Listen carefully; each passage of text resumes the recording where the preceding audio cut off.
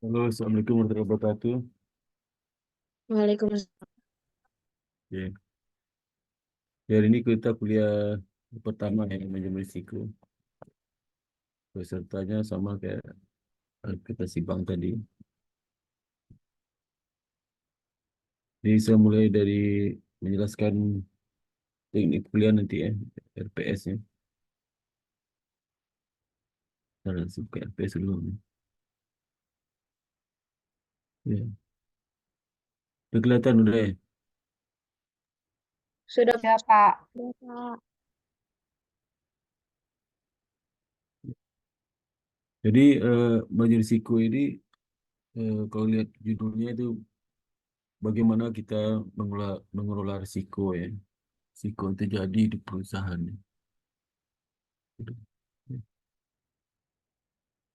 Hmm.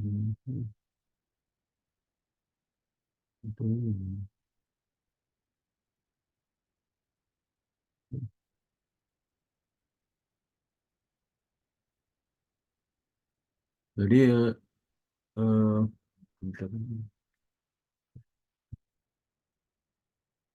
Jadi khususnya industri di perbankan ya. Jadi karena ini risikonya khusus risiko perbankan. Oke.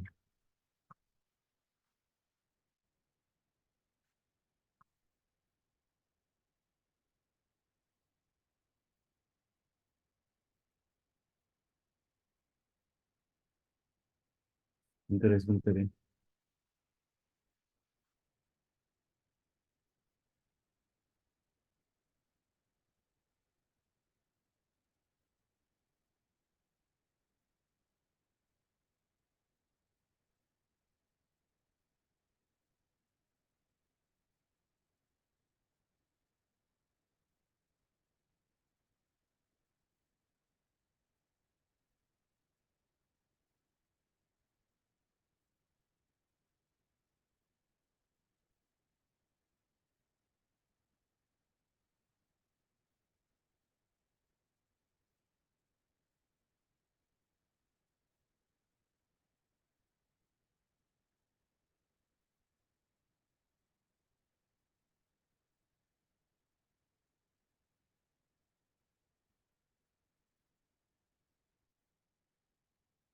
Jadi itu ya, jadi bagaimana pengelolaan eh, risiko. Jadi untuk itu nanti sudah diperkenalkan apa aja jenis-jenis risiko itu yang ada di perbankan ya.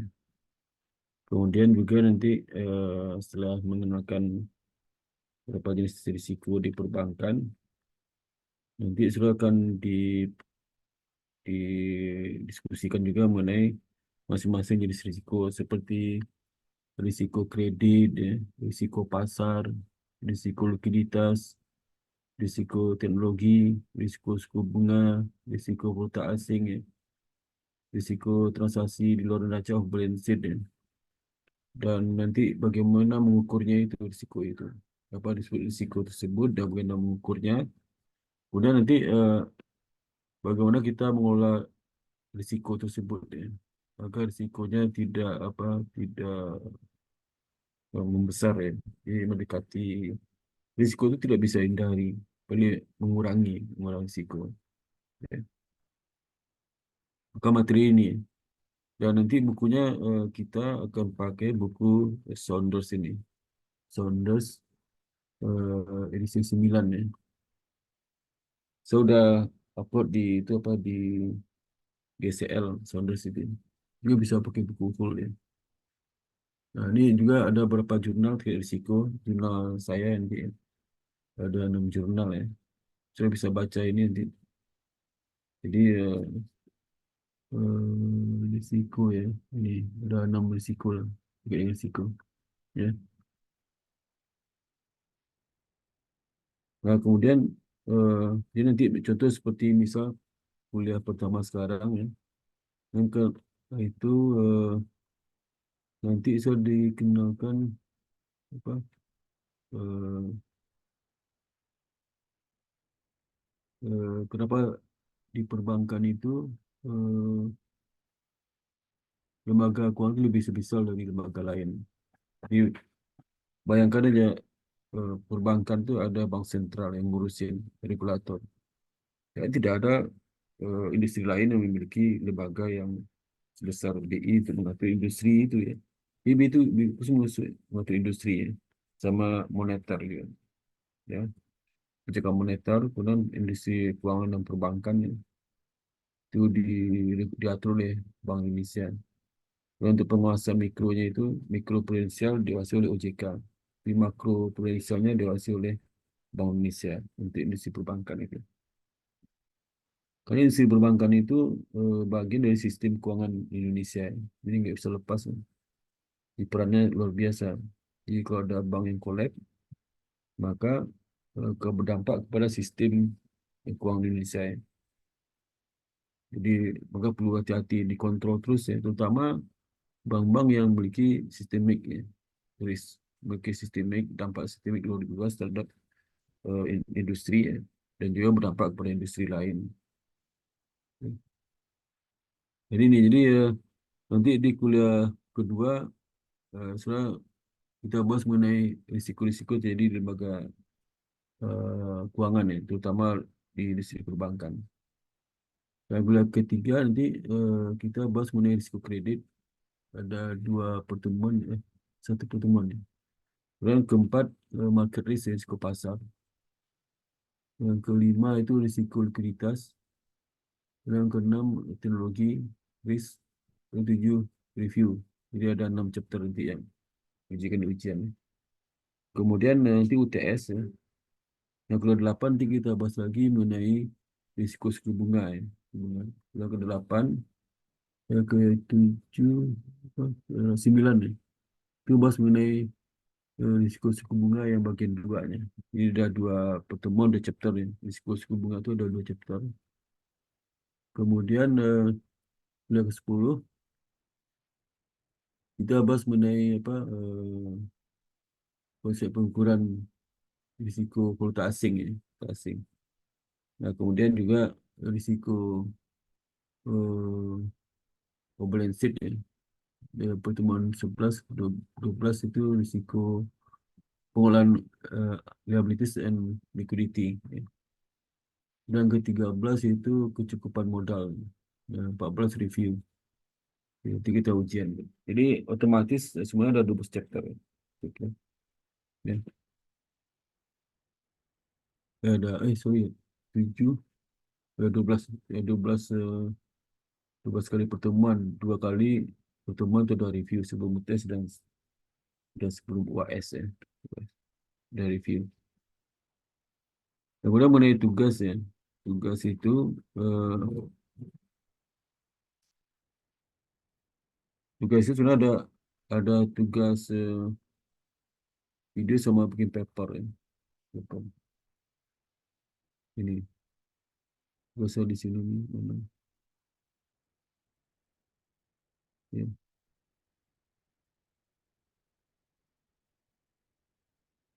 Nah ini ya. Jadi tugas itu ada apa? Pertama ada soal-soal ya. Yang kedua membuat video presentasi. Yang ketiga buat paper. Paper ini individu nanti dikumpulkan di akhir sebelum ujian ya, sebelum ujian ya. Paper ya. Kalau video presentasi kan nanti kalau dibentuk 12 12 apa? Oh, kalau 6 kelompok berarti satu kelompok nanti ada 2 kali tugas bikin video presentasi. Jadi sebelum sebelum apa? Sebelum UTS dan sebelum UAS. Ya. Terus setelah UTS. Ya. Nah, kemudian kalau video presentasi ini apa kalau untuk yang paper individu ya, individu. Ya. Nah, untuk tugas individu itu ya, pertama untuk sesuatu nanti ada jawaban, kalau sekali soal nanti ada jawaban dikumpulin ya. Kalau bentuk apa dalam bentuk video presentasi nanti ada slide presentasi PT dibuat, kemudian juga dibuat adanya video presentasinya ya. Nanti saya mengupload video presentasi di kelompok mahasiswa dan apa di share di YouTube ya. Jadi kemudian kalau untuk yang apa untuk yang laporan paper, ya, eh, itu adalah latar belakang. Ini ada lagi tugasnya bikin ringkasan jurnal, ya, jurnal yang disajikan di apa di apa di ini di RPS ini. Jurnal tugas paper, ya, mampu bantu paper ini. Ya. Paper itu formatnya mana sebentar? Ya,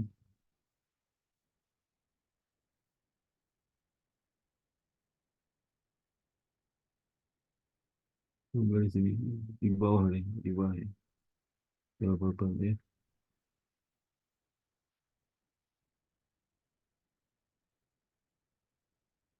Format paper itu mana? Ya.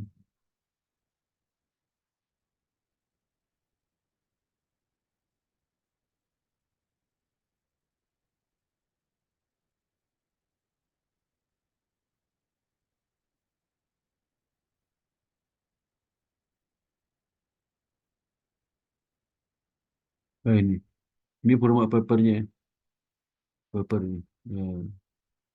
Jadi paper membuat makalah yang terkait dengan sub judul ini, ya. Halaman judul, ya, kata pengantar, statement Dr. Isi, pendahuluan dan sentori, ya. Ini story, personal hasil, ya. Kalau dikumpulkan saat itu, sebelum UAS atau saat sebelum UAS lah dikumpulkan, ya. Nah, sekarang untuk yang apa? Untuk yang kelompok, ya. Bentar, mana ini sebentar.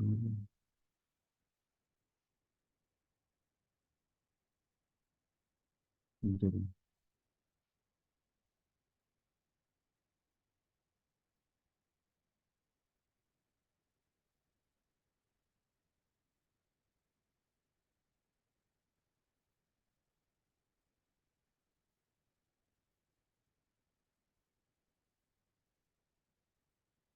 Ya, nanti di GSL ini, ya.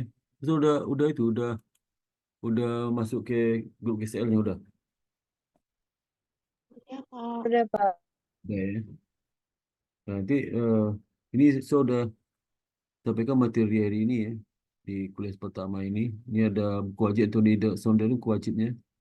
Nanti di sini saya ambil materi untuk itu, untuk video presentasi, ya, di sini. Aku bikin sendiri dari sumber buku ini. Kemudian ini buku yang lain, ya, di RPS, ya, RPS. Ini materi dari RPS, ya, lengkap semua.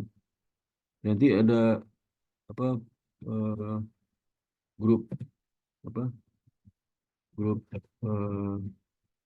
video presentasi, ya, grup video presentasi, ya, presentasi. Jadi kelompoknya sama dengan sebelumnya, ya. Kelompok satu, ya, kelompok dua, dan seterusnya, ya. Nanti masing kelompok, misal contoh kelompok satu itu materinya kuliah pertama, ya, kuliah pertama dan kuliah dan ke berapa itu, 7, 13, ya, 13, ya, 12, 13, 13, ya, 13, ya. Kelompok kedua kuliah, materi kuliah ini, kuliah kedua, ini ngomong dulu. Ini rusak menurut saya. Hmm, Wah, lusun dua dan 12, ya, 12. Dan kelompok ini kelompok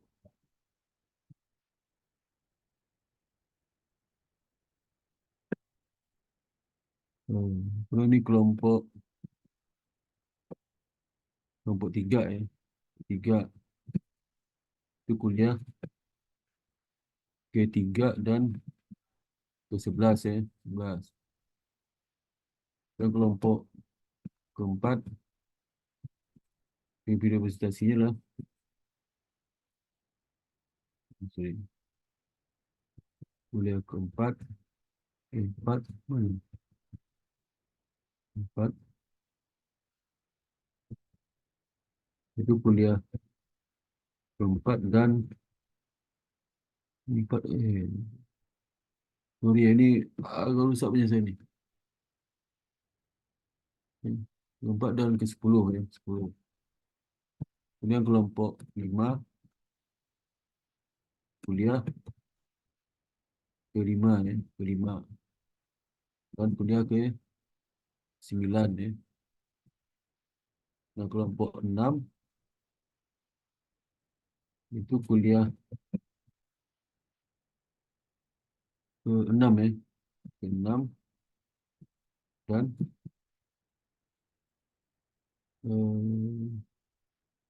ini kelompok 8. Ini kuliah ke 8, ini ke 9. Dah ya. Itu ya, kelompok 1. Jadi sudah bikin kelompok sendiri, kelompok 1 apa ya? Nah, kalau jumlahnya, ini kelompok 1 sampai 5 ya. Ini sampai kelompok 5, anggota 3 orang ya. Itu 3 orang. 3 orang ya. Dan kelompok eh, 5 ya. Ini kelompok 2 nih. Kelompok 2 sampai 6 ya. 6. Anggota 3. Kelompok eh, sorry. Kelompok 1 sampai 5 ya. Ini 2. Ini 2.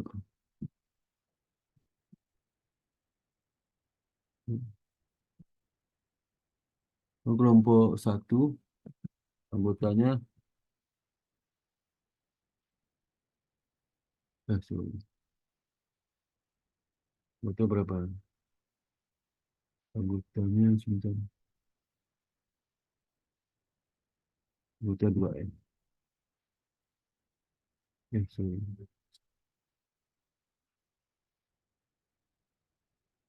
Ini benar-benar satu nih. Ini satu tu, satu sampai ini 5 ya. Ini kelompok 6 ya. Anggotanya 1. Anggotanya 2, 2 orang. Gitu ya.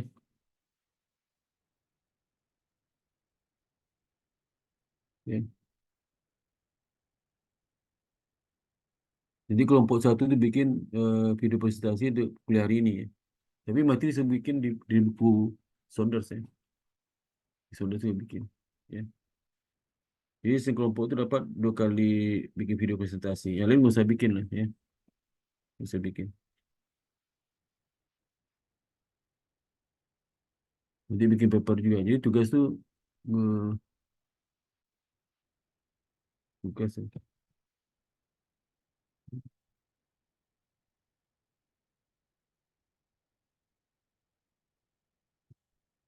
Ini tugas ya. Satu PR. Kalau jawab ya. Yang kedua ya.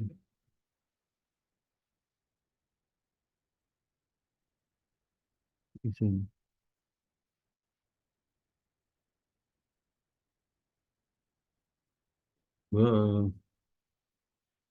Bikin video presentasi ya. Kelompok. Ya. Yang ketiga, tugas individu. Bikin paper ya. Paper ya. Lihat PDF ya.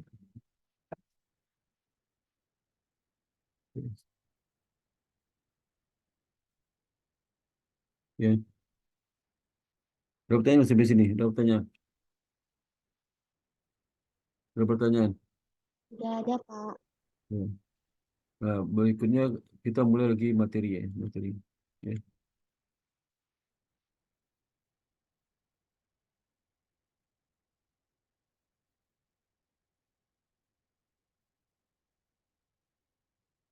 Jadi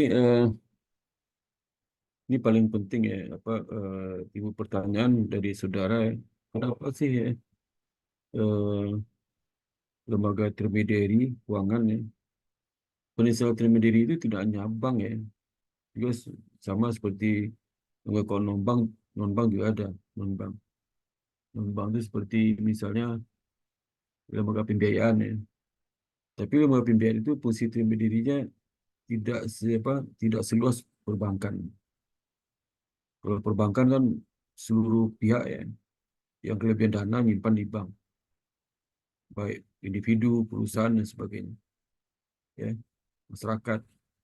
Tapi kalau lembaga pembiayaan, semua dananya hanya tertentu gitu, lembaga aja, lembaga yang nyimpan dana di, jadi ada lembaga entitas yang menyimpan dana di lembaga pembiayaan seperti leasing ya, atau payment kredit dan sebagainya, itu nyimpan di situ, masyarakat nggak boleh. Jadi tidak diwajibkan mengambil dana masyarakat dalam bentuk dana pihak ketiga, nggak boleh. Jadi mereka salurkan dalam bentuk dana-dana dari pinjaman bank, dana dari perusahaan-perusahaan, dari pemegang saham, itu mereka salurkan dalam bentuk pemberian kredit UMKM, kredit konsumsi ya, dan juga mereka salurkan dalam bentuk juga leasing ya. Itu bisa juga dalam bentuk dana ventura itu. Bisa seperti itu. Ya. Dan itu besaran transaksi sangat, sangat besar sekali, bisa ribuan triliun ya. Baik itu perbankan ataupun non-bank. Ini karena itu dana masyarakat semua dititipkan di situ, baik masyarakat, individu, perusahaan dan sebagainya. Sehingga perlu diatur, diatur. Tidak ada industri yang sebesar asetnya lembaga perbankan. Coba Mandiri itu asetnya 1.800 triliunan. Coba cari di Indonesia ini, ada nggak aset perusahaan selain bank yang asetnya 1.800 triliun? Nggak ada itu. Ada nggak? Pertamina ini nggak sampai segitu. Ya. Sampai 1.800 triliun. Mandiri itu aset berapa? 1.800 itu 1.500. Itu 2.000 triliun ya. Ya, coba lihat di laporan keuangan Mandiri. Mencapai hampir 2.000 triliun itu. Coba upload download di internet. Ya. Ada nggak perusahaan Indonesia ini yang asetnya sampai 2.000 triliun? Nggak ada. Astra nggak sebesar itu. Nggak ada. Ya. Paling 1-2 triliun, 5 triliun, 6 triliun, sampai ribuan. Luar biasa. Kenapa bisa bank itu mengakumulasi dana besar? Karena dia ada trust, kepercayaan dari masyarakat. Jadi pertumbuhan aset bank itu berasal dari dana masyarakat, bukan berasal dari income-nya, laba bersihnya enggak. Laba bersihnya hanya berapa sih? Mungkin ya sampai 10 triliun gimana? Ya. Tapi pertumbuhan asetnya bisa setahun itu bisa 300 triliun, ya. Sampai 400 triliun. Di Mandiri itu setahun itu bisa 300 triliun aset nambah. Sedangkan laba cuman paling atau 12 triliun atau 15 triliun. 15 triliun atau 12 triliun ya. Saya nggak tahu ya. Setelah itu kecil sekali untuk ukuran asetnya. Ya. Jadi tujuannya nanti kita eh, jelaskan ya. Kenapa diperlukan pengukuran dan pengelolaan risiko di financial institution itu. Karena diperlukan. Ya. Dia apa peran lembaga keuangan dalam sistem keuangan dan fungsi yang disediakannya. Menjelaskan mengapa berbagai lembaga keuangan itu menerima perhatian regulasi khusus saat tingginya. Seperti saya jelaskan tadi, satu-satu industri yang memiliki lembaga sendiri untuk mengatur industri itu, seperti hanya bank itu. Lembaganya besar sekali, Bank Indonesia. Bank Indonesia itu bukan bank, dia regulator. Jadi kalau ditanya, sebutkan nama-nama Bank Indonesia, itu Bank Indonesia nggak masuk ya. Ada hasilnya di buku cetak lembaga keuangan, dibilang Bank Indonesia itu adalah bank. Bukan. BI itu bukan bank, tapi lembaga regulator. Regulator yang mengatur industri perbankan. Itu ya. Kalau di Amerika bank sentral namanya apa? Central Bank, Central Bank, bank sentral. Ya, bukan berarti dia bank itu. Di pusat perbankan itu di tempat regulatornya. Ini bukan dia nggak melakukan aktivitas perbankan. Ya. Di perbankan itu melakukan kredit, ya. Ada bunga deposito, ada giro. BI kan nggak ada, ya mana ada, ya. BI melakukan kredit nggak ke masyarakat nggak ada. Dia bukan bank, ya. Dia mengatur aja, ya. Mengatur inflasi, mengatur moneter, mengatur perbankan segi makroprudensial, ya. Kalau mikroprudensial itu OJK. Dia yang makro aja. Jadi ada beberapa aktivitas perbankan yang berdampak pada makroekonomi. Nah, itu diatur oleh BI. Seperti misalnya kegiatan treasury. Itu diatur BI karena treasury itu bisa mempengaruhi ke kurs, ya, kondisi makroekonomi. Ya. Kemudian kondisi tingkat pengangguran juga pengaruh. Ya, karena memainkan sekuritas-sekuritas itu kadang dampak luar biasa. Ya. Hati-hati ini. Ya. Jadi sehingga kayak timbul diskusi kenapa sih nunggak lebih istimewa dari yang lain. Kunci utamanya karena itu sumber dana masyarakat dititipkan di lembaga itu sangat besar. Ya. Nggak ada nandingi dengan industri lain. Ya. Industri lain ada nggak apa lembaga titipkan dana masyarakat? Nggak ada. Mana ada? Coba perusahaan sepatu ada nggak dana masyarakat? Nggak ada. Ya. Pabrik kimia segala macam nggak ada.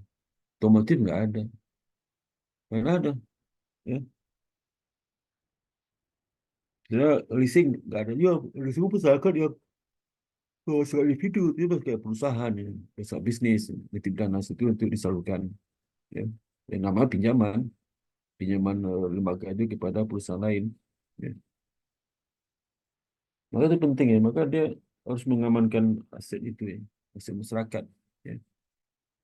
Nah kita lihat kan kita bayangkan bagaimana kalau saya lembaga keuangan itu tidak ada di praktek, ya. Ya. Misalnya ini kan ada household yang penabung, ada yang corporation yang pihak yang memerlukan dana, ya. Jadi perusahaan memerlukan dana kepada masyarakat, masyarakat memberikan dana kepada perusahaan. Karena dana masyarakat itu yang nabung itu kan masyarakat, bukan perusahaan. Perusahaan mana ada nabung, dia diputar terus, ya. Kalau masyarakat mana mampu memutar duit, dia bekerja, pergi bekerja, ya. Ya, kecuali masyarakat yang terlibat dalam bisnis, ya, sehingga nggak masuk seperti itu. Ini rumah tangga, household, rumah tangga mana ada mereka apa terlibat aktivitas bisnis, ya. Dia ada gaji sekian, eh, 10 juta nanti 10 juta ditabung, ya. Tapi kalau perusahaan kan gaji 10 juta nanti diputarkan lagi bikin apa, bikin restoran, bikin apa, ya. Nah, tabungannya hanya untuk cukup membayar operasional likuiditas operasional saja gitu. Jadi kalau seandainya dia butuh duit cash untuk supaya operasi lancar, berapa selama sebulan ini, ya. Misal 100 juta itu di tangan, ya 100 juta betul. 100 juta di tangan, ya. Itu masuk ke bank bolak-balik gitu. Tapi sesungguhnya mereka kan tidak tipe yang bisa memutarkan duit dalam bisnis. Itu ada kelompok lain namanya kelompok corporation perusahaan. Ya. Jadi kalau kita lihat kalau tanpa ada lembaga keuangan seperti ini, itu aliran dana itu lamban. Kenapa? Karena perusahaan itu akan cari secara mandiri mana rumah tangga yang apa kelebihan dana. Itu kan repot sekali itu. Ya. Dia cari nunggu itu juga rumah tangga akan mencari perusahaan yang butuh dana. Itu kan repot, ya. Biaya informasi, skala ekonomi, di mana mengurangi biaya lembaga keuangan untuk menyaring dan memantau peminjam. Jadi kalau ada lembaga keuangan kan lebih lebih gampang. Butuh dana, langsung pergi ke bank. Tinggal tunggu besok dapat. Tapi kalau nggak ada bank, butuh dana, dia cari ke mana-mana, kayak cari anak hilang. Cari ke mana-mana. Siapa masalah butuh? Ya kalau kenal, kalau nggak kenal, nggak siapa yang percaya pinjamkan uang pada yang butuh dana itu. Kalau sulit kita, sulit kita menyatakan wah ini butuh dana, ini enggak, butuh waktu lah. Terus yang kedua likuiditas berkurang, less liquidity. Jadi kebutuhan likuiditas di perusahaan itu yang di aset likuid itu berkurang karena bisa disimpan di bank, ya. Simpan di bank dan menghasilkan, ya. Terus keluarga substansi, substansial price risk. Keluarga juga bisa merisiko harga terhadap apa eh, terhadap ini industri keuangan itu kalau ada lembaga keuangan itu. Ya. Jadi kita lihat ya dengan lembaga keuangan itu ada ini brokers, kemudian aset transformer, ya ini, kemudian ada rumah tangga, ada perusahaan.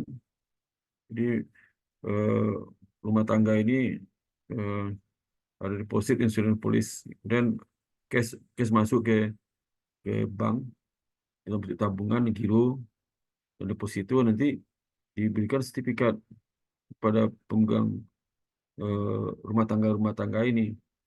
Kemudian oleh bank disalurkan, ya, salurkan dana itu ke corporation, ya, corporation, ya. Nanti ditemukan equity debt, ya, bagi bagi apa eh, bagi perusahaan itu. Jadi fungsi broker, broker itu yang perantara, ya. Perantara antara pihak yang dana lebih, pihak yang butuh dana, ya. Jadi bertindak sebagai agen investor. Dia tidak sebagai investor. Kalau sebagai agen investor, dia tahu mana perusahaan yang layak untuk dibiayai. Di situ pendanaan bingung nih, duitnya mau diapain. Datang ke lembaga agen investor itu.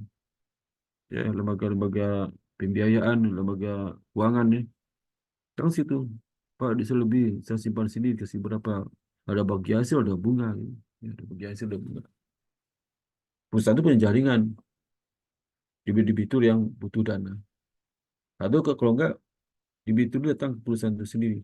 Datang ke perusahaan sendiri. Sehingga dengan demikian, dengan adanya lembaga keuangan sebagai broker itu mengurangi biaya melalui skala ekonomi of scale. Jadi kalau seandainya nggak ada lembaga PBN itu skala ekonomi nggak bisa besar, ya, bisa besar, ya. Kalau dana yang diperoleh dari masyarakat itu kecil, ya, dari perusahaan lain, pokoknya langsung berubah itu bisa kecil. Kalau masyarakat tidak percaya, itu suku bunga bisa tinggi, ya, lebih tinggi suku bunga. Bisa saya pinjam ke orang tak dikenal itu bisa tinggi, Bu, ya, itu risiko ya. Oh, kalau biaya informasi ya itu juga tinggi itu, ya, biaya informasi. Kalau kita jadi dana langsung tanpa lembaga pembiayaan, nah itu kita ke mana-mana tuh. Ya, transportasi, biaya informasi, waduh, ini sekali tidak efisien lah. Nah, peran lembaga keuangan adalah sebagai delegate monitor. Ya. Monitor itu delegasi monitor, kontrak utang jangka panjang lebih pendek lebih mudah dipantau daripada obligasi. Ini salah satu dari monitor itulah kontrak utang berjalan lebih pendek lebih mudah dipantau daripada obligasi. Obligasi lebih panjang. Dan lembaga keuangan cenderung memiliki keunggulan informasi dibandingkan dengan individu-individu masyarakat yang lebih dana itu. Dia lebih tahu bank itu berapa suku bunga disediakan, berapa oh, berapa juga eh,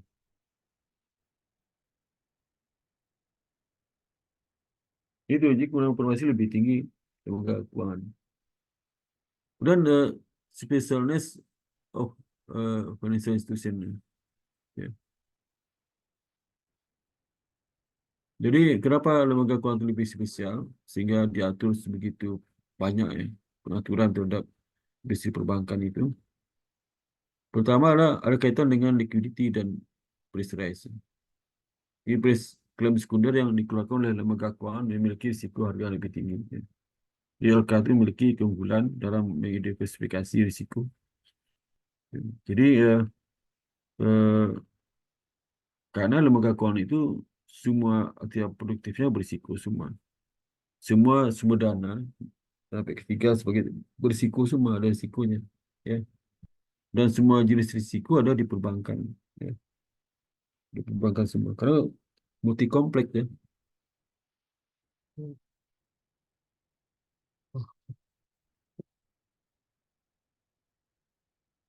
Ini skala ekonomi.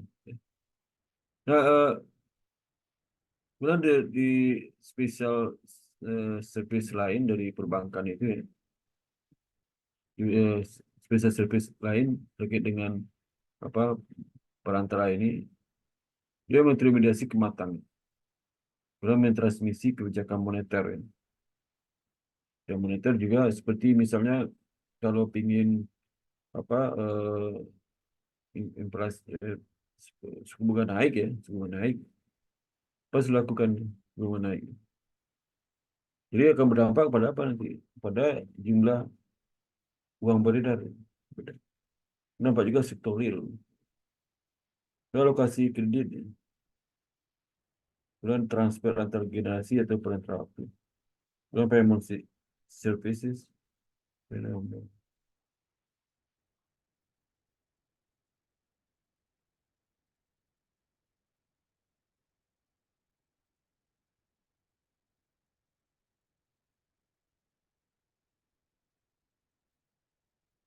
Alokasi kredit ya, alokasi kredit. Alokasi kredit itu juga eh, special services dari lain dari lembaga keuangan. Dia transfer antar generasi perantaraan waktu. Kemudian payment service, denominasi perantara. Ya. Jadi kaitan spesial dan regulasi ya. Jadi lembaga keuangan itu menerima perhatian spesial regulasi karena apa? Karena yang khusus diberikan lembaga keuangan pada umumnya. Yang khusus ya. Yang khusus apa? Ya, seperti eh, pemberian dana yang dibutuhkan oleh debitur kan dalam ekspansi perusahaannya, dalam konsumsi kebutuhan sehari dan sebagainya. Ya. Dan fungsi khusus institusi seperti transmisi uang beredar, alokasi kredit, pengamatan bank atau bank pertanian, layanan pembayaran.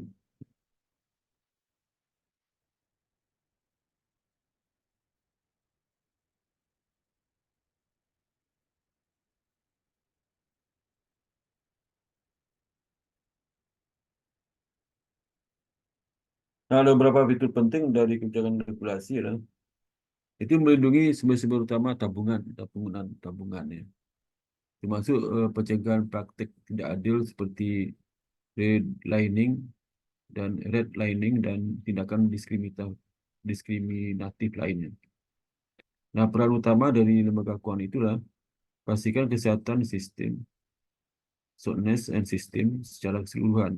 Maka tingkat eh, tingkat kesehatan bank ya, tingkat kesehatan lembaga keuangan bank juga penting dalam monitoring aktivitas operasi lembaga ini. Jadi misal contohnya tingkat kesehatannya, misal likuiditas, kapabilitas, berapa praktek GCG, bagaimana di perusahaan itu. Harus diberikan early warning masyarakat. Bahwa ini lembaga ini nggak bagus. Itu dasar di situ. Kesehatan bank itu penting. Semua lembaga keuangan ada tingkat kesehatan. Tingkat kesehatan eh, lembaga pembiayaan, tingkat kesehatan leasing ada. Saya bisa baca di peraturan OJK ya, kesehatannya.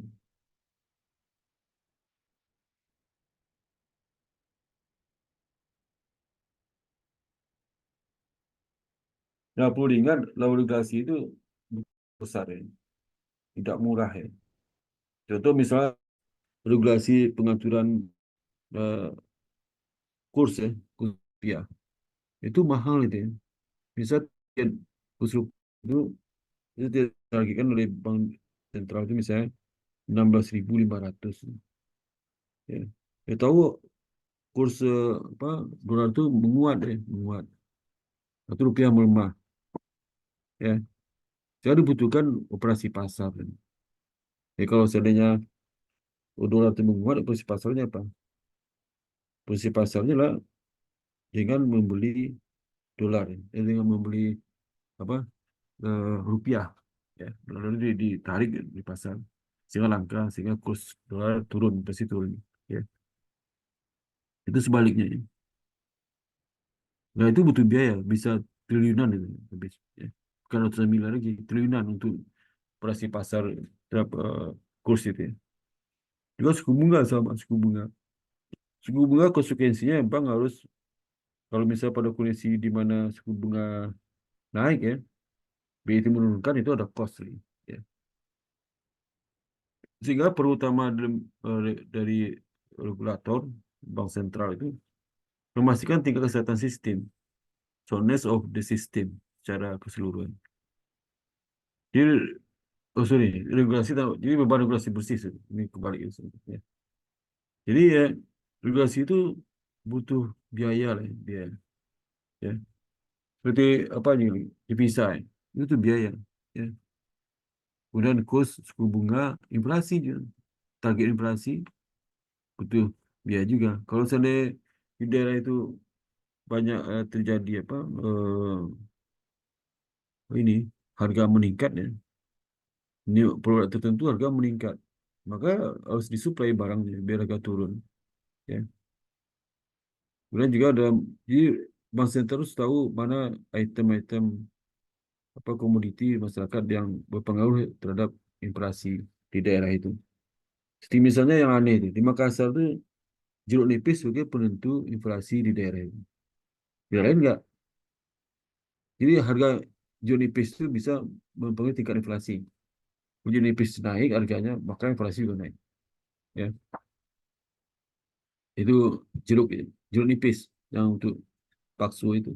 Ya, aku di Padang saya nggak tahu tuh beras kali ini atau apa. Bumbu itu nggak ada kayaknya. Tapi ada di situ ada apa variabel yang sangat pengaruhi pada inflasi. Itu dikendalikan. Jadi kalau di Makassar tuh BI itu mengendalikan harga jeruk nipis tuh, yang sampai liar harganya. Kenapa? Karena di Makassar jeruk nipis itu seperti pasar utama kalau dia mau makan soto, makan nasi segala macam pakai jeruk nipis semua. Gitu, ya. Kalau di Jawa kecap jadi itu nggak jadi faktor penentu inflasi nggak? Saya nggak tahu juga kecap. Karena sekarang itu kan tidak semua orang Jawa itu mau makan kecap, ya. Tapi kalau di Makassar hampir semuanya bakso pakai jeruk nipis, soto jeruk nipis juga pasti, ya. Kemudian makan lain yang sama sambal pakai jeruk nipis juga, ya. Dan sehingga ada regulasi tingkat kesehatan karena diperlukan tingkat kesehatan, regulasi tingkat kesehatan diatur juga, ya. Safety and soundness regulation, ya. Jadi regulasi untuk memberikan diversifikasi itu lebih dari 10% ekuitas untuk pinjam tunggal, ya.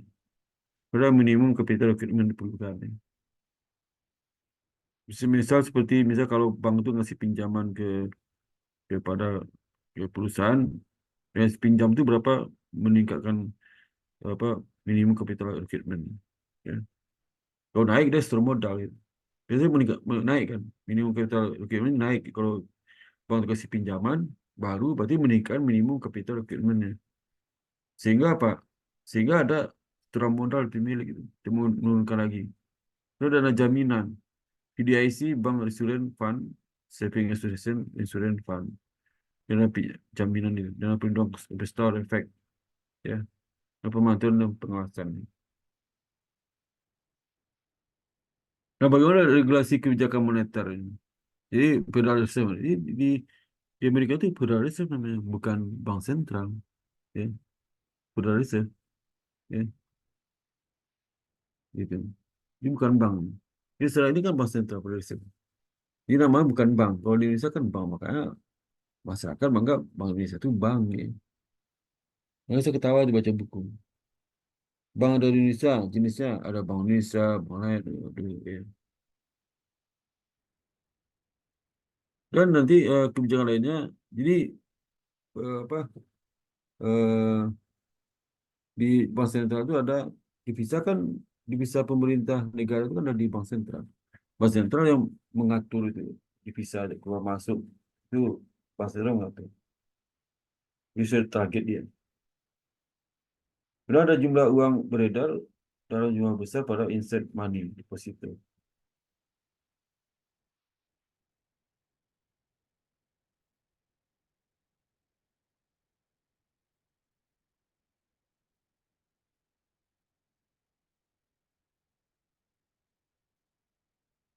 Jadi perseratan cadangan memfasilitasi transmisi kebijakan moneter. Apa yang disebut dengan transmisi kebijakan moneter?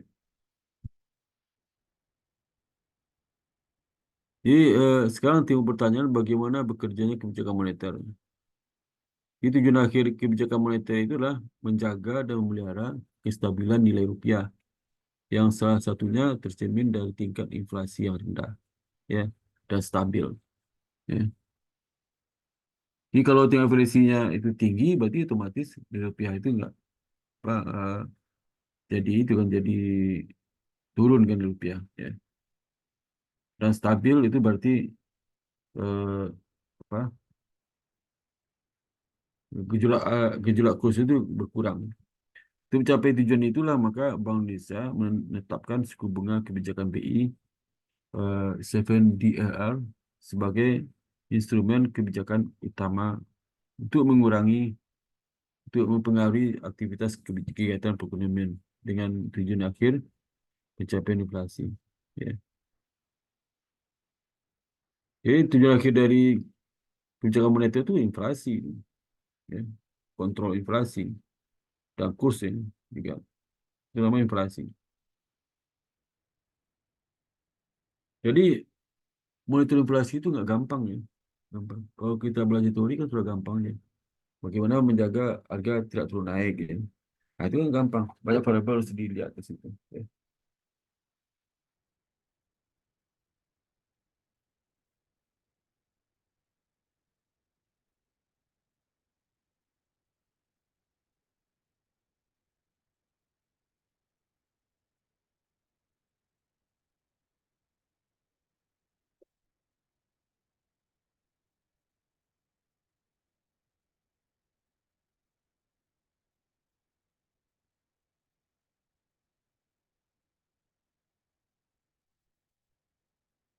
Jadi mekanisme bekerjanya perubahan BI 7DAR, BI two day reverse repo rate ya.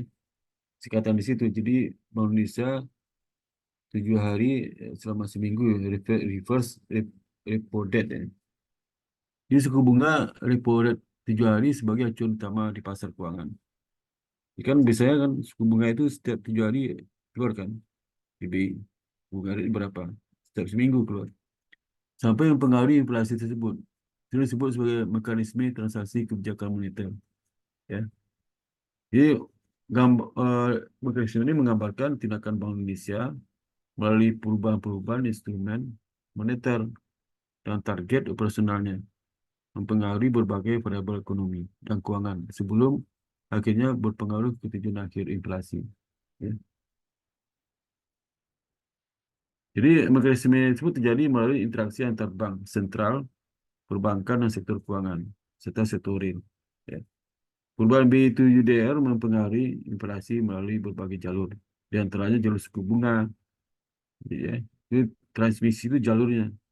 Jadi transmisi kebijakan moneter itu melalui suku bunga, ya, jalur kredit, nilai tukar, harga aset, dan jalur ekspektasi. Ini transmisi. Jadi biaya itu nanti dikendalikan melalui transmisi suku bunga, kredit, diseluruhkan, harga aset, nilai tukar, investasi, inflasi. Kalau tiga ini masuk ke konsumsi investasi, ini ekspor. Nah, kemudian berapa ke produk domestik bruto? Maka ini yang apa produk produk domestik brutonya naik, berarti inflasi kan diturun. Produk domestik turun, berarti inflasi naik. Nah, ini digunakan pengaruh BI rate. Ya, berapa inflasi? Kalau inflasi tinggi, BI rate akan diturunkan kan. Kalau inflasi rendah lagi.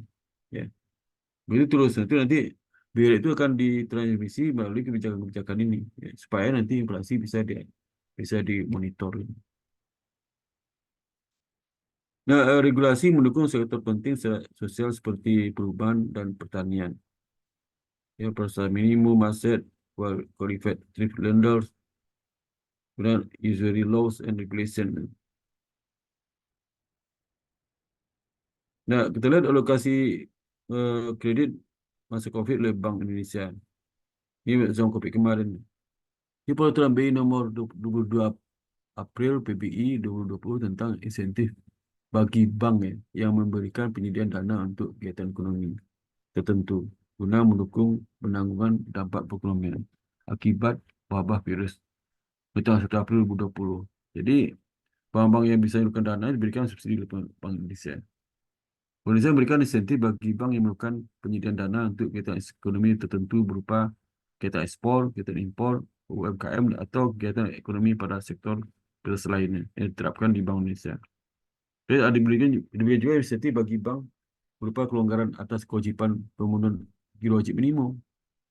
Ini turunkan sehingga jumlah dana yang bisa diputarkan oleh bank naik.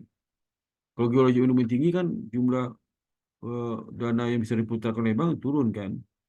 Nah, dengan adanya kebijakan ini, kalau bank mau menaikkan kegiatan ekspor, impor, UMKM, nanti beri insentif dalam bentuk kelonggaran kewajiban pemenuhan GWM. Ya. Nah, regulasi apa yang perlu dikaitkan dengan lembaga keuangan ini adalah peraturan perlindungan konsumen. Itu penting ya. OJK lihat aja, gencar sekali peraturan perlindungan konsumen. Ya. Jadi kalau calon direksi, eh, atau calon komisaris di suatu lembaga keuangan itu, lembaga keuangan bank, pasti di syaratnya lah dia mengerti nggak dengan peraturan perlindungan konsumen. Calon direksi, komisaris itu. Tahu nggak apa program terkait dengan perlindungan konsumen? Strateginya apa untuk melindungi konsumen? Kalau nggak ada pasti dia nggak lulus itu ya. Dia calon direksi. Nggak ngerti, eh, nggak ngerti sama sekali itu ada statement dia yang nggak nyeleneh. Ya. Efek pada beban regulasi bersih. Ya. Ada potensi perluasan peraturan seperti CR, lembaga lain seperti perusahaan asuransi. Nah, seperti POJK nomor 1 tahun 2013 tahun 6 Juni tentang perlindungan konsumen sektor jasa keuangan. Tidak ada peraturannya. Itu perlindungan konsumen menerapkan prinsip prinsip satu, transparansi. Itu transparan nih, kalau bank itu mengasih kredit, bunganya berapa? Berapa bunga setinggi itu? Kalau kalau dana pihak ketiga suku bunga turun, mestinya bunga kredit turun juga dong. Ini kan selama ini terjadi, begitu dana pihak ketiga turun, contoh sekarang suku bunga deposito kan kecil banget sama tabungan. Itu kan sekitar 2% kan. Ya. Berarti kalau turun, sebagai pihak ketiga turun, pasti suku bunga kredit juga turun kan? Turun. Tapi penggunanya kan nggak banyak. Nah, pelaku usaha sektor jasa keuangan diwajibkan satu ya, itu membentuk unit kerja atau menunjuk pejabat untuk menangani fungsi pelayanan dan penyelesaian pengaduan. Nah, ini nih ada beberapa lembaga keuangan selama setahun itu tidak pernah menangani pengaduan yang banyak. Atau pengaduan masuk 500, satu pun nggak ada yang diselesaikan. Ya. Nah, itu kan sesuatu yang aneh. Berarti lembaga keuangan itu tidak peduli dengan konsumen. Ya. Mereka memiliki sistem pengendalian internal terkait dengan perlindungan konsumen dan memiliki menerapkan kebijakan prosedur tertulis perlindungan konsumen. Apa kebijakan prosedur dan programnya apa? Program pelatihan untuk karyawan yang memenuhi kriteria berikut ya. Jadi kalau karyawan yang berhadapan langsung dengan konsumen sudah pelatihannya untuk memahami perlindungan konsumen, pelayanan dan sebagainya, memberikan informasi kepada konsumen tanpa ada eh, menghambat informasi tertentu. Ya. Dan melakukan pengawasan pelaksanaan pelayanan dan penyelesaian pengaduan konsumen dan juga terkait dengan penyusunan laporan kepada OJK dan pelaku usaha jasa keuangan yang melanggar ketentuan dalam OJK tersebut di, dinyatakan di OJK nomor 1 apa aja, apa pelanggaran lakukannya, punishment-nya apa. Nah, sehingga dalam peraturan eh, Bank Sentral juga mengatur, Bank Sentral dan OJK itu mengatur peraturan perlindungan khusus investor juga. Investor, lindungi. Investor itu kan dana bagi tiga itu investor, penyandang dana. Kemudian sumber dari investor yang beli obligasi dan sebagainya, dilindungi ya. Terutama penyalahgunaan terhadap perdagangan hasil trading, lack of disclosure, penyalahgunaan jabatan, pelanggaran tanggung jawab fidusia. Ya. Itu adalah pelindung investor. Regulasi kunci Security Act 1933 Ini di Amerika nih. Kalau kita baru pelindungan konsumen aja, pelindungan investor belum ada. Ya. Walaupun ada, tapi nggak di digabung dengan ketentuan lain, nggak satu pisah. Apa anti-regulation itu tingkat hambatan masuk mempengaruhi probabilitas nilai piagam. Peraturan menunjukkan ruang lingkup kegiatan yang diizinkan. Ya. Nah, bagaimana perubahan changing dynamics of specialness? Di Amerika saat sekarang ya, penurunan pangsa lembaga penyimpanannya turun, ya. Pangsa lembaga penyimpanan. Kenapa? Karena udah banyak itu kan, udah banyak saingan. Ada apa lembaga-lembaga apa startup ya, atau seperti kalau di Indonesia apa Danaku ya, apa macam-macam ya, ya menggunakan aplikasi. Jadi misalnya bisa kalau saudara apa naik Grab itu, saya nyimpan uang di Grab itu depositnya, itu mengurangi pangsa-pangsa lembaga penyimpanan seperti bank itu. Jadi pangsa bank itu udah beralih, tadinya masyarakat menyimpan dana di bank hampir semuanya, sekarang beralih kepada eh, aplikasi-aplikasi itu. Ya, finance UJK punya apa, Gojek punya, tuh ada banyak punya itu. Dia meningkatkan dana pensiun dan perusahaan investasi. Itu cenderungnya itu. Karena di Amerika itu kan mereka menganggap kalau udah pensiun itu passive investment itu akan bekerja memberikan pensiun kepada eh, pensiunan itu tanpa harus bekerja, memberikan apa fasilitas dana kepada para pekerja yang tidak bekerja lagi, para pensiunan lah. Ya. Sehingga mereka cenderung meningkatkan dana pensiun. Ya. Dari mana ada pensiun ditingkatkan? Dari apa sumber-sumber passive income mereka. Pada saat bekerja mereka itu biasanya beli properti ya, atau bikin bisnis ya. Saat di pensiun dia tinggal menikmati hidup ya. Bisnis jangan oleh orang percayaan dia. Kemudian juga eh, investasi selama ini memberikan cash flow buat dia. Seperti kalau investasi properti ada rumah kontrakan, hotel, penginapan ya, dan sebagainya. Itu duit masuk ya. Ini nggak usah bekerja lagi. Indonesia kan memikirkan sumber pendapatan setelah pensiun kan, dalam posisi itu bukan investasi dalam bentuk sekuritas, ya. Investasi dalam bentuk properti. Tapi dalam pikirannya kalau pensiun mau berkebun di tanah, mau ke kampung aja. Pada saat dia pensiun, semua pada lemah kan. Ada penyakitan banyak, nggak bisa kerja, cangkul nggak bisa. Ya, jadi telantar, tanah dibeli itu telantar. Nggak bisa digunakan akhirnya. Ya. Jarang mereka mikirkan bagaimana bangun hotel, penginapan. Ya. Itu kan bisnis yang tidak perlu repot kan. Bikin penginapan itu kan, di penginapan berapa sih? Karena paling 2-3 orang clean service sama pakai administrasi situ. Ya. Kalau dia tinggal kongkang gitu. Nanti orang kalau masuk nginap situ. Apalagi di pinggir jalan besar ya. Lokasi strategis. Ya. Asal dia mulai uang dengan baik, nggak pernah bangkrut. Ya. Kecuali pengunjung udah nggak ada. Tapi kalau pengunjung ramai terus, nggak mungkin bangkrut lah. Ya. Jaga rumah saya ada tuh yang bangun bangun kos-kosan 4 lantai kan. Bangun. Ya. Dia nggak tinggal situ, dia tinggal di Pasar Minggu. Ya sekarang udah kepingin pasti yang nungguin hanya kalian berapa sih? Ini 4 yang kalian, 3 OB, 1 bagian administrasi gitu. Ya. Dan tambah manajer ya, 1 yang yang manajer itu fungsinya yang mengawasi penginapan itu. Cuma dia awasi mulai dari bahannya, akuntansinya, dari makanan, minuman, fasilitas kamar dan sebagainya. Biasa gitu. Dua program teknologi yang mempengaruhi penyampaian layanan keuangan dalam masalah regulasi. Seperti di perbankan ada e-banking ya. Itu sangat pengaruh sehingga banyak sekarang itu yang ada e-banking itu ATM sepi, bagi cabang. Saya kan nggak jarang ke bank ya. Tahun lalu saya ke bank ada ngurusin ATM. Itu nggak ada orang di bank itu. Saya ke BTN, ke BNI, apa lagi itu, ke Bank Mandiri, nggak ada orang. BSI, ya. Nggak ada orang gitu. Sepi. Ceritanya ngomong dengan siapa kenal sepi Pak. Dia banyak e-banking Pak. Jadi teknologi itu bisa mempengaruhi pelayanan keuangan kepada nasabah. Lagi potensi regulasi untuk diperluas ke hedge fund. Jadi akibat bencana manajemen modal kerja jangka panjang gitu. Jadi untuk ada jaminan modal kerja sehingga tidak mengganggu personal perusahaan ini. Berapa lagi bicara lemahnya public trust dan konfidensi pada lembaga keuangan dapat mendorong disintermediasi.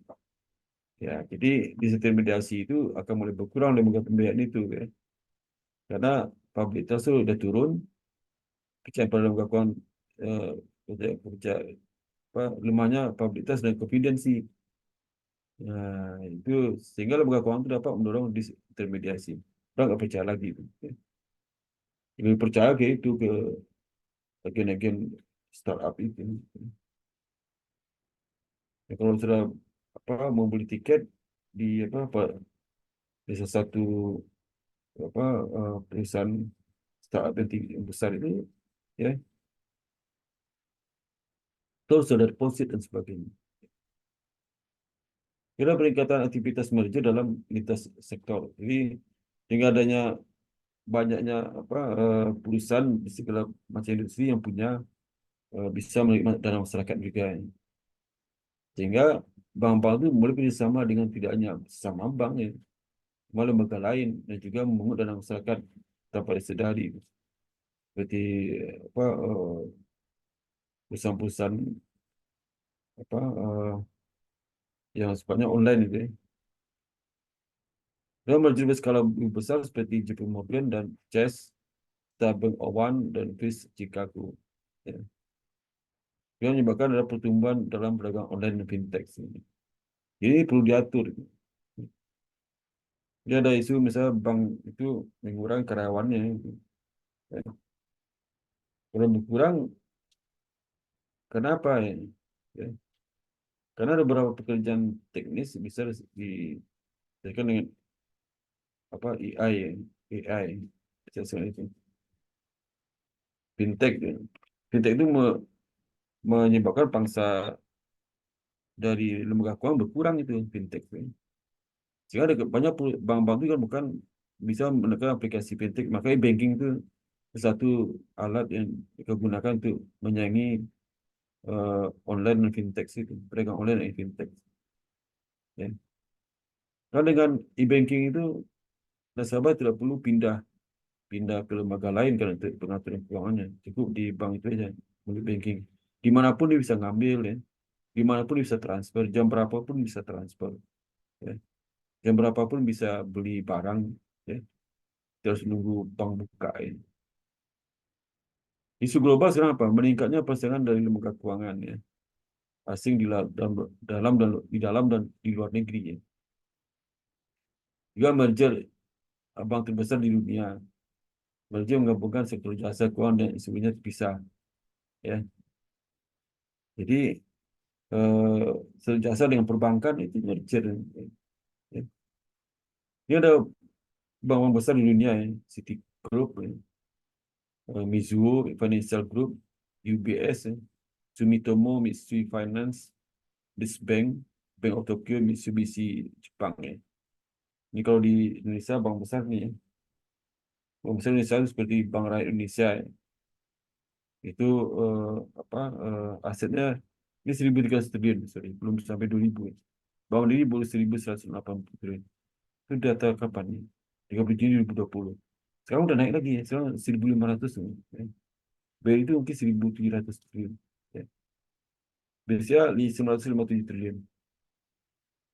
Kemudian BNI, ya, Bank Tabungan dan CMB Niaga. Jadi ada 6 besar itu ada 2 bank swasta, BCA dan CMB Niaga. Masuk dalam kelompok 6 besar. Sisanya dari bank pemerintah. Bank kalau istilah bank plat merah. Ya. Gitu. Nah, dari jumlah 6 bank besar ini, itu presentasi income-nya justru malah bank yang kecil. BRI itu walaupun dia besar, tapi presentasi ROE-nya cuma 0,8%. Mandiri cuma 0,84%. BCA yang 997 triliun, ya, sampai 1.000 triliun. Terlagi 1.000 triliun ini, ya. Itu ROA-nya 1,2%, luar biasa. Jadi artinya yang paling efisien itu BCA. Di antara 6 besar bank itu BCA paling efisien. Ya. Disusul disusul oleh Bank Mandiri. Yang ketiga BRI. Ya. Lalu keempat bank kecil itu seperti CB Niaga, kemudian BNI, dan terakhirlah PTN. PTN paling tidak efisien. Ya. 0,32 ya, PTN. Oke, itu dapat saya sampaikan kuliah ini untuk kuliah pertama ya. Cukup saya ya. Pertama, ada pertanyaan sebelah sini. Oh ya, ini absen belum saya. Ya, saya cek lagi absen. Bentar absen. Ya. Dan belum absen ya.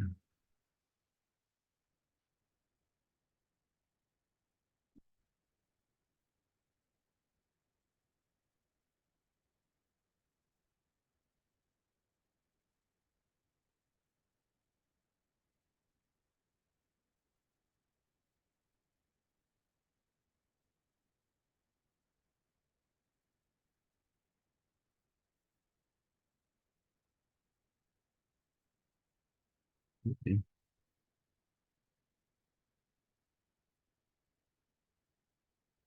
Wah, udah selesai.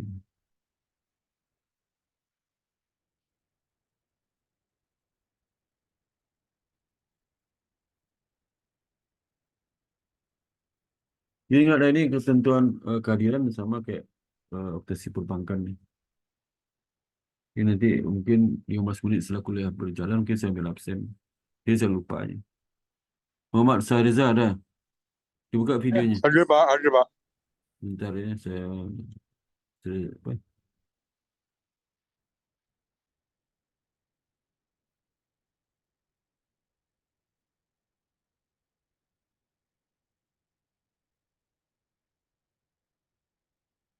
Bentar ya.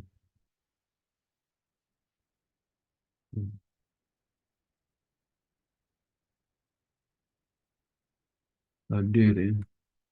Kemudian Isnaini ya. Hadir, Pak. Dia mengatur deh. Absen. Amanda Diva Azahra, Hadir, Pak. Jasmine Alika. Jasmine Alika ada? Jasmine Alika? Nggak ada. Antonius Aldo. Hadir Pak. Oke. Fadia. Fadia mana? Putri? Kalisa nggak ada? Zaskia. Hadir, Pak. Mana Zaskia? Hadir, Pak. Saya suara. Oh, Ziko ya. Scholastika. Hadir, Pak. Nodani Aksan Arasad. Hadir Pak. Dan Rafito Rahmat Kadafi. Hadir Pak. Dan Mayang Hadir, Tersenor. Pak. Mana Wayang? Wayang ya. Kemudian Cakra. Cakra mana? Hadir Pak. Cakra. Kemudian Saharani. Saharani. Hadir. Saharani mana? Hadir, Ayo, Pak. angkat lagi wajahnya. Jangan malu-malu itu loh. Ah, itu. Ya. Jadi Saharani bilang hadir dong. Hadir, Pak. Muhammad Fitra Faizin. Faizin. Saya Ada Pak. Faizin. Mana? Ada. Saya Pak. Ini besok Lebaran kamu udah mau disebut orang nih. Minta izin Faizin. Iya Pak. Tiap tahun disebut terus. Setahun 2 kali. Gitu ya. Oke, ada pertanyaan seperti ini sebelum saya tutup ya. Nanti kita foto dulu bersama bukti surat hadir ini ya. Dibuka videonya ya. Videonya. Ini kuliah pertama udah cukup ya, karena capek juga saya nih. Kan masih pengantar. Ya si Raffi itu buka dong, si Fadia buka videonya. Ya, videonya si, aduh, si Jasmine, videonya kok boneka sih, kartun. Jasmine, Fadia, Mbak Fadia, Fadia, hei.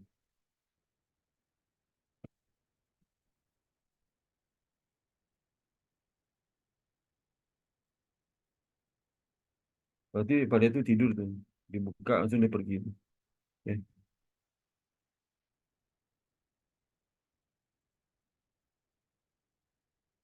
Hmm. Itu udah bikin grupnya belum? Eh, grup ini sudah bikin belum? Iya, Pak. Mana kok nggak ada? Nggak usah diundang. Saya nggak ada. Bentar, Pak. Kok saya nggak diundang? Di grup itu tuh sebutin saya loh, bukan penting kamu. Saya dong. Kok saya bikin aja sendiri? Mana nih? Sama OTC perbankan ya. Di ujung di pangkal bikin grup eh, apa? Meris. Grup Meris 2023 dua. Grup apa? Grup depannya ya. Grup bukan nama kelasnya, enggak nama kelas grup aja. Grup akun bank. Grup akun bank 2023 dua ya. Oke grup ya. Ganti namanya tuh.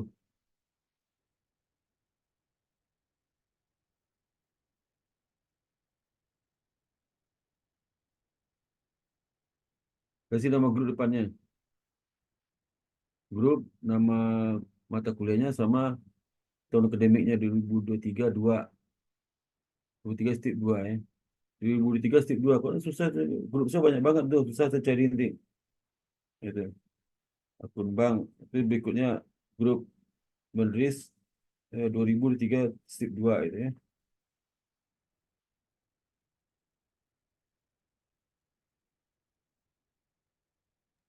Bapak, saya hadir, Pak Jasmine. Tadi saya dipanggil Ah, mama saya, Pak. oh, panggil mamanya. Mama sekarang Ya, di Pak. mana mamanya? Di rumah, Pak. Tadi adik saya habis jatuh, Pak. Oh, jatuh mana? Jatuh kenapa? Naik motor, Pak. Oh, nah, itu. Tabrakan. Iya, lagi muter balik. Terbalik ditabrak. Gimana ceritanya? Iya, Pak. Lagi muter mau belok, mau salat Jumat, terus ditabrak. Itu apa yang kena itu sekarang? Apa yang kena? Hah? Apanya kena luka apa yang lukanya apa? Ada Cuma luka doang, Pak. apa lecet aja? Iya, Oh, bagus lah ya. Jadi nggak apa-apa ya. iya, Pak. Syukurlah Jasmine cepat, hadir, Pak. cepat, cepat sembuh ya. Iya, Pak. Sembuh. Ya.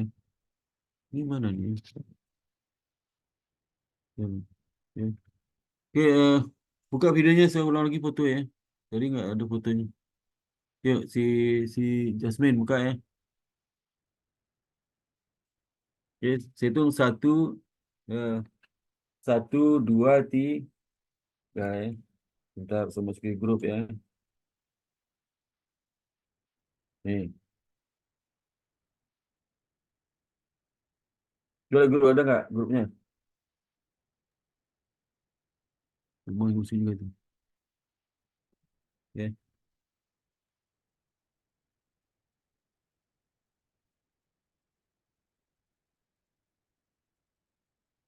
Pak, saya masuk, Pak. Apa? Di Adlink saya Alfa tulisannya. Siapa? Fadiah, Fadia. Pak. Oh, tadi kemana? Nggak itu. Ini kemana kamu tidur? Enggak, Pak. Tadi dipanggil sama mama saya. Sama siapa? Dipanggil mama saya, Pak. Lu, kamu udah join dari tadi? Baru masuk, baru join atau gimana? Baru join. Enggak, Pak. Dari tadi ada. Ya, saya.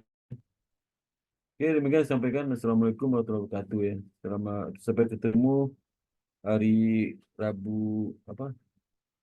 eh, Rabu depan ya, Rabu depan. Ya. Offline kita offline nih. Ini sekali online sekali ini aja nih, tapi bisa offline. Ya. Oke, terima kasih banyak. Assalamualaikum warahmatullahi wabarakatuh. Waalaikumsalam. Waalaikumsalam. Terima Makasih. kasih, Pak. Ya, sama-sama. Bagus ya, Pak. Ya, sama.